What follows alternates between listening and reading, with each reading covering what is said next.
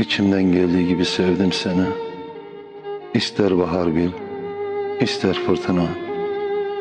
Adını gökyüzüne çizdim usulca. İster gör, ister kaybol karanlıkta. Adını gecelere yazdım usulca. İster hatırla, ister rüzgara savur. Gözlerimde sakladım suretini. İster ışık bil, ister kaybolan bir iz.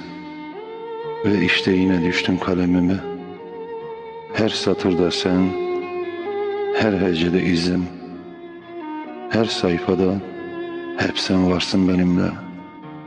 İster yaşat, ister yakat.